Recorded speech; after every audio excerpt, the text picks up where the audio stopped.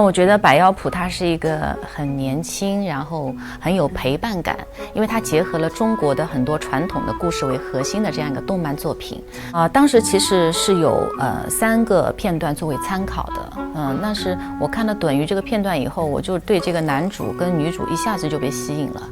我扮演的是司狂兰。因为跟导演没有见过面，但是我觉得咱们导演是一个很时尚的一个人，然后这次的碰撞，我相信是会有火花的。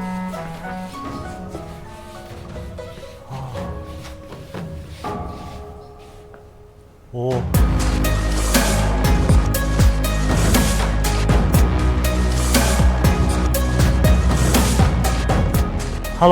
Hello， 董导你好。好精致啊，这一次的。因为我想，如果按照动画这样去，就是完全1比1还原的话，会有点简单可能。这个材质是我们专门做这个戏曲服装的一些面料，所以它很精致。好要这一些，这个裤子能展示一下吗？因为做动画的时候也是，就是希望它是两边岔开，然后它跳起舞来，它会有这种就是比较活泼灵动的感觉。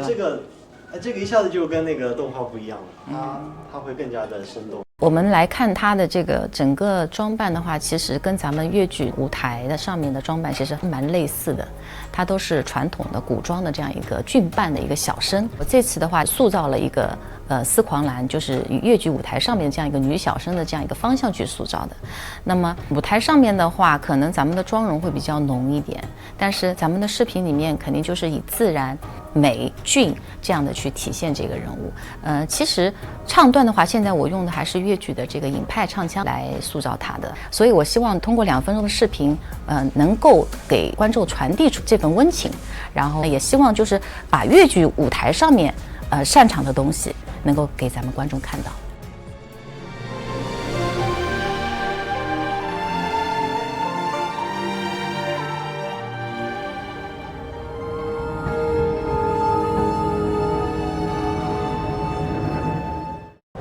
快进！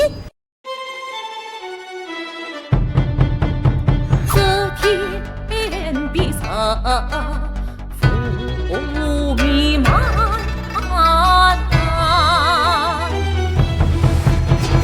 飞沙走石接风卷。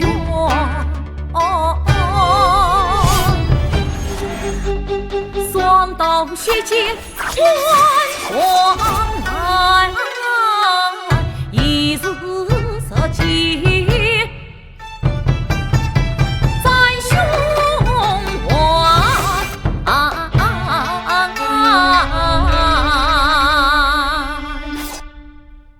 司狂兰，导妖，你可曾受伤？没事。借我看看。哎呀，二少爷，真没事。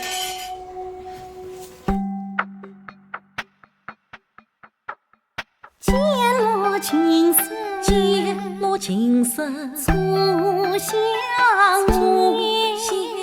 见，人亲近君，初可怜童子偏，再不是全无意相深华颜。华年是梦，恰是初见司狂兰，心头为何泛狂澜。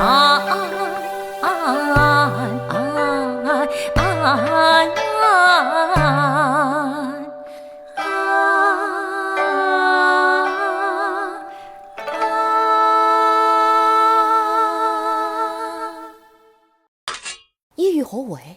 当双手上去宰了他。不可，告诉我那是什么？你拉着我做什么？哎呀，顿语生于四海之地，是鱼，而鱼神说，子神心，算晚说。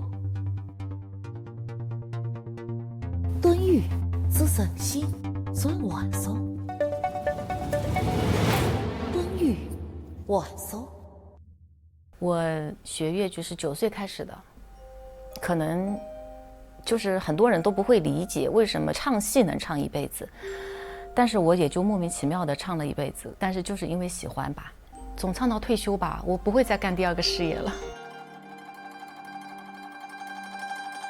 你好，小本老师。你好。你好，前面看了那个趸鱼的那个演出嘛，然后其实我个人看完是非常感动的，非常激动的。其实，在您的表演里面，其实现场只有您和桃夭2个人老师在演，然后其实周边都是没有任何的妖怪的。但是就是说那种气氛感还是都可以带出来。那么想问一下，在演出的时候，在表演的时候用了哪些您的一些小巧思、小设计，然后可以分享一下吗？那我主要是用了一把剑。对，然后呢，其实主要是面部的表情。戏剧舞台上面主要是看你的这个演员的这个唱呀、表演、眼神。是的，刚刚是有实景的嘛，对，是有那个湖面的，所以我就把它这个想成那个湖面里面下面就是那个趸鱼，就是想象空间会更丰富一点。老师，你前面做那个动作，感觉气氛又起来了。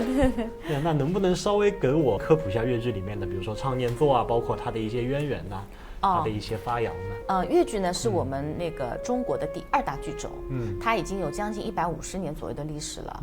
它起初是起源于浙江的嵊州，嵊州一带田间地农的这样一种以拎欧调形式落地唱书为主的，比方说啊个拎欧一拎欧，就大家可能田间巷头的在一边走一边唱，慢慢它是发祥在上海的。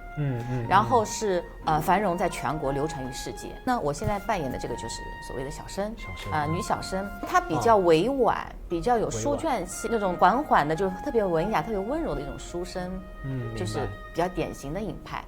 很多传统的东西，我们经过革新之后，它就会变成一种新的风格、新的流行的东西，然后这样去传承下去，不停的像螺旋式的上升，这样就会有一个比较良性的这样一个发展。是。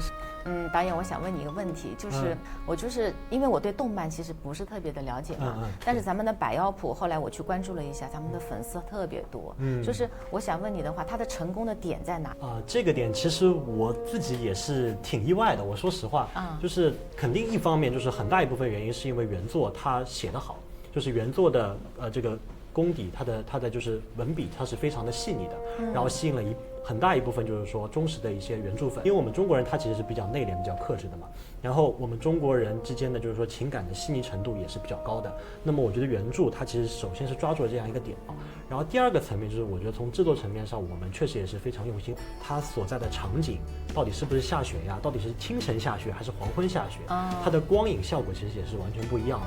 然后我们在选择最合适这一段戏的情感，就是它确实是每一张都是自己亲手画的，要画出来的，所以说它结合度上，就是因为我们用心了，所以观众会觉得这个东西是有温度的，就是说辛苦了那么多年，到最后出来的结果它是开花的结果。